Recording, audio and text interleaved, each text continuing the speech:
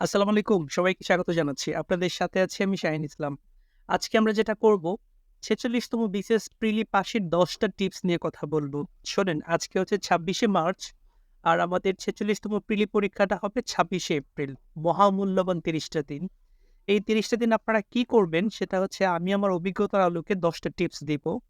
এখানে কিছু কথা একটু বলে নিতে চাচ্ছি। আমাদের সময় আছে ১০ দিন, কিন্তু আমাদের সাবজেক্ট কয়টা বলেন তো? ১০ টা। আমরা মান-বন্টনটা জানি। খেয়াল করেন ৪৬তম বিসিএস প্রিলির একটা নোটিশ এখানে আমি একটু উল্লেখ করেছি। খেয়াল করেন, এই পরীক্ষাটা হবে কিন্তু ২৬ এপ্রিল ২০২৪। আর এই নোটিশটা কিন্তু দেখেন ২১শে মার্চ হয়েছে। আপনাদের যেটা বলছি, সকাল ৯টা ৩০ মিনিটের মধ্যে সকল প্রার্থীকে কেন্দ্রে প্রবেশ করতে হবে। এরপরে কিন্তু কেন্দ্রে প্রবেশ করতে দিবে না। এখন শোনেন, কিছু পরিসংখ্যানের কথা বলি। ৪৬তম বিসিএস প্রিলিতে আবেদন করেছে ৩,৩৮,০০০। ৩,৩৮,০০০। এখন এখানে টোটাল ক্যাডার হচ্ছে ৩,১৪০ টা পদ, তাই তো? ৩,১৪০ টা পদ। বাট সবচেয়ে বেশি হচ্ছে স্বাস্থ্য ক্যাডার, তারপর হচ্ছে শিক্ষা ক্যাডার, আর অ্যাডমিন হচ্ছে ২৭৪ এরকম। তার মানে হচ্ছে ডাক্তার এবং শিক্ষা ক্যাডারের সংখ্যাটা কিন্তু এই বিসিএস এ বেশি। পরে ৪৬তম বিসিএস এ পাস করাবে কতজন? এই কথাটা একটু বলতে চাই। শোনেন, ৪৪তম বিসিএস পরীক্ষায় আবেদন করেছিল ৩,৫০,০০০। এখানে প্রিলিতে পাস করেছিল ১৫,৭০০। আর ৪৫তম ৩,৪৬,০০০ আবেদন করেছিল, প্রিলিতে পাস করেছিল খুবই কম, সেটা হচ্ছে ১২,৭০০। তার মানে কত পার্সেন্ট? ৪%, ৪.৭৭%। এখন ৪৬তম বিসিএস প্রিলিতে আবেদন করেছে ৩,৩৮,০০০। এখানে আমি ধারণা করছি আনুমানিক টিকাবে ১২ থেকে ১৪,০০০, মানে ৪ থেকে ৫%। মানে আমরা যেটা বলছিলাম, বিসিএস প্রিলিতে পাস করে কত পার্সেন্ট? ৫%। আর ৯৫% হচ্ছে ফেইল করে। এখন আপনি ৯৫% এর মধ্যে যাবেন না ৫% এর মধ্যে যাবেন? এটা হচ্ছে একটা বিরাট প্রশ্ন। ওকে। আমরা এখানে যেটা করব, ৪৬তম বিসিএস প্রিলিতে পাস করার আমরা ১০ টা টিপস নিয়ে কথা বলব। ১০ টা টিপস। এর মধ্যে ৫ টা বিষয় বাদ দিতে বলব। আর ৫ টা বিষয়কে আমি জোর দিতে বলব। ৫ টা বিষয় বাদ দিবেন, ৫ টা বিষয় জোর দিবেন। খেয়াল করেন, যে ৫ টা বাদ দিবেন, ১ম যেটা বলছি, ফেসবুককে ডিএক্টিভেট করে দিন। ফেসবুকটাকে বাদ করে দিন। শোনেন, একটু অসামাজিক হয়ে যান না। ক্ষতি কি? আমার পরীক্ষা ১ মাস পরে আমি ফেসবুক এত সামাজিক দরকার নাই রে বাবা। ফেসবুকটা ডিএক্টিভেট। এটা আমার ১ম পরামর্শ। আমরা যেটা বলছি, তবে একটা প্রশ্ন আমি এখানে রেখে গেলাম। ৪৫তম বিসিএস পরীক্ষায় আসছিল। ফেসবুকের সদর দপ্তর কোথায়? সেটা আপনার কমেন্ট বক্সে জানাবেন। খেয়াল করেন, ২ নম্বর যে আমার পরামর্শ সেটা হচ্ছে নতুন কিছু পড়া বাদ দিন। শোনেন, আপনি এতদিন যা পড়েছেন সেগুলোই পড়বেন। আর নতুন কোনো কিছু পড়ার দরকার নাই। সময় আছে ৩০ দিন, বিষয় তো ১০ টা। আপনি প্রতি বিষয়ে যদি মানে এভারেজ করেন, আপনি ৩ দিন করে পাচ্ছেন। নতুন আর কি পড়বেন? নতুন বাদ থাক। নতুন পড়ার দরকার নেই। ৩ নম্বর যে আমার টিপস সেটা হচ্ছে সাম্প্রতিক জিকে পড়া বাদ দিন। এখন মানে ইদানিং থেকে সাম্প্রতিক জিকে বাদ দিবেন। মানে মার্চ-এপ্রিল মাসে দেশে বা বিদেশে কি ঘটছে সেটা কিন্তু আপনার জানার বিষয় না। জানার দরকার নেই। প্রশ্ন কিন্তু অনেক আগে তৈরি হয়ে গেছে। তার মানে মার্চ-এপ্রিল সাম্প্রতিক এগুলো আপনি পড়বেন না। ৪ নম্বর যে আমার পরামর্শ সেটা হচ্ছে কঠিন যে টপিক গুলো বুঝেন নাই সেগুলো বাদ দিন। শুনুন, এতদিন বুঝেন নাই, মানে আপনার টার্গেট তো ২০০ পাওয়া নয়। আপনি ২০০ পেতে চাচ্ছেন না। আপনার টার্গেট হচ্ছে ১৩০ পাওয়া। ওকে। সো যে টপিক গুলো এতদিন বুঝেন নাই সেগুলো নিয়ে আর কষ্ট করার কোনো দরকার নাই। যেগুলো একদম বুঝেন নাই, কঠিন, যেমন হচ্ছে এই অঙ্কটা আপনি বুঝেন না, এটা বাদ দেন নাই বাবা। যেমন পারমুটেশন, কম্বিনেশন যদি না পারেন বাদ দেন, সমস্যা নাই। প্রণালী যদি মনে না থাকে বাদ দেন। আমার টার্গেট কত বলেন তো? ১৩০। ওকে। মানে টার্গেট ওরিয়েন্টেড ওয়েতে কিন্তু আপনাকে এগোতে হবে।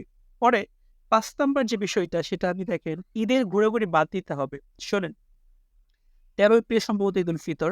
এটা এই ঈদটা কিন্তু আপনার জন্য না। জীবনে অনেক ঈদ আসবে, অনেক ঈদ যাবে। বিসিএস যদি হয়ে যায় সেটা হবে আপনার জন্য সবচেয়ে আনন্দের ঈদ। তার মানে এই ঈদে ঘোরাঘুরি কম কম করবেন। আমি বলছি না হচ্ছে আনন্দ করবেন, আনন্দ করুন, বাট সেটা হচ্ছে অবশ্যই লিমিটেড ওয়েতে করতে হবে এবং আপনার মাথায় থাকা লাগবে যে আমার বিসিএস পরীক্ষা। ওকে। ১৩ এপ্রিল সচেতন থাকবেন। ওকে।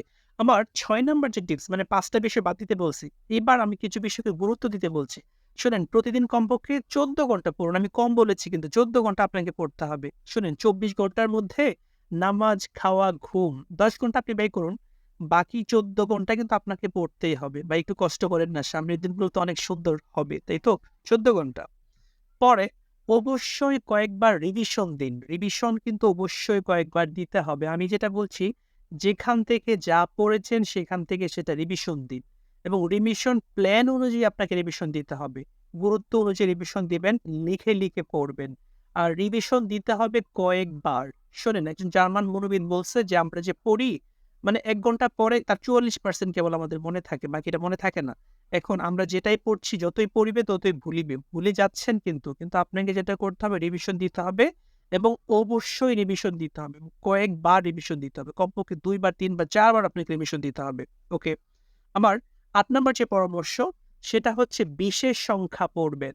শোনেন, এই যে এখানে একটা প্রফেসর বিশেষ সংখ্যার কথা বলেছি, আপনি এটা পড়তে পারেন বা অন্য কোনো বিশেষ সংখ্যা, এটা একটু পড়বেন।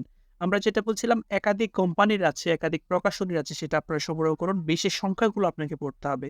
এখানে দেখবেন গুরুত্বপূর্ণ বিষয়গুলো আছে ছোট, ছোট। ওকে? এগুলো একটু পড়ার চেষ্টা করবেন। আমার ৯ নাম্বার যে পরামর্শ, ৯ নাম্বার যে টিপস, সেটা হচ্ছে প্রতি শুক্রবারে রিয়েল মডেল টেস্ট দিবেন। আমরা বলছিলাম, খেয়াল করেন, মডেল টেস্টের একটা বই আপনাকে সংগ্রহ করতে হবে এবং দেখবেন এমন কিছু মডেল টেস্টের বই আছে যেখানে বইয়ের সাথে, সাথে একদম ওএমআর শিট পাওয়া যায়। ওএমআর শিট আছে এমন বই আপনি সংগ্রহ করবেন। পাশে ছবিতে খেয়াল করেন, এখানে যে সাইফোর্সের বিসিএস প্লাস, আমি কিন্তু যেটা বলছি মানে এটা আমি পেয়েছি, দেখেছি, অন্য কোম্পানির থাকতে পারে। সাইফোর্স বিসিএস প্লাস এই যে মডেল টেস্টের বই, এখানে দেখেন ওএমআর শিট আছে কিন্তু। একদম পিএসসির যে ওএমআর শিট, সেরকম ওএমআর শিট আছে। এরকম একটা বই সংগ্রহ করবেন, অথবা বিশেষ সংখ্যাও কিন্তু মডেল টেস্ট আছে। আর প্রত্যেক শুক্রবার সকাল ১০ টায় পরীক্ষার আদলে পরীক্ষা দিবেন। শোনেন, আপনার পরীক্ষাটা তো শুক্রবারে হবে, তার আগে আপনি সম্ভবত ৪ টা শুক্রবার পাচ্ছেন। প্রত্যেকটা শুক্রবারে আপনার মনে রাখতে হবে যে আগামী শুক্রবার আমার পরীক্ষা। একদম নিজে, নিজে পরীক্ষার আদলে পরীক্ষা দিবেন। কোচিংয়ে যেয়ে পরীক্ষা দেওয়ার দরকার নেই, কারণ টাইমটাকে আপনার সেভ করতে হবে। এবং সর্বশেষ আমার ১০ নম্বর টিপস হচ্ছে, চাপ নিবেন না। চাপ নেওয়ার দরকার নাই। বিসিএস তো, বিসিএস ফেইল যদি করেন আপনার হচ্ছে ফাঁসি দিবে না। ফাঁসি দিবে? না। সো চাপ নিয়েন না। ইতিবাচক থাকুন। ইনশাআল্লাহ ভালো কিছু হবে। বিকালবেলা একটু ছাদে যান, আপনি একটু হাঁটতে থাকুন, চা পান করবেন, চা খাবেন এবং প্রার্থনা করবেন। আল্লাহর কাছে প্রার্থনা করবেন, হে আল্লাহ আমার চাকরির ফয়সালাটা করে দেন, এবং সুন্দর আগামীর কল্পনা করুন যে আপনি তো বিসিএস ক্যাডার হতে যাচ্ছেন। বিসিএস হইলে কি করবেন? এই কল্পনাটা আপনি করুন। আমরা যেটা বলছিলাম, ১ নজরে ১০ টা টিপস। প্রথম ৫ টা আমি বাদ দিতে বলছি, পরের ৫ টাকে জোর দিতে বলছি। প্রথম ৫ টা একটু রিপিট করতে যাচ্ছি। Facebook বাদ, নতুন কিছু পড়া বাদ, সাম্প্রতিক জিকে পড়া বাদ, কঠিন টপিকগুলা বাদ। ঈদের ঘোরাঘুরি কিন্তু বাদ। তারপরে বললাম যেগুলা সবচেয়ে বেশি গুরুত্ব দিবেন, ১৪ ঘন্টা পড়বেন। কত ঘন্টা? ১৪ ঘন্টা। রিভিশন দিবেন কয়েকবার, বিশেষ সংখ্যাটা পড়বেন, রিয়েল মডেল টেস্ট দিবেন, সুস্থ থাকবেন। আপনাদের সবাইকে অসংখ্য ধন্যবাদ। সবার প্রতি রিকোয়েস্ট থাকবে আমার চ্যানেল লাইক, কমেন্ট এবং শেয়ার করার জন্য। পরবর্তী কোনো ভিডিওতে কথা হবে। ধন্যবাদ সবাইকে। আল্লাহ হাফেজ।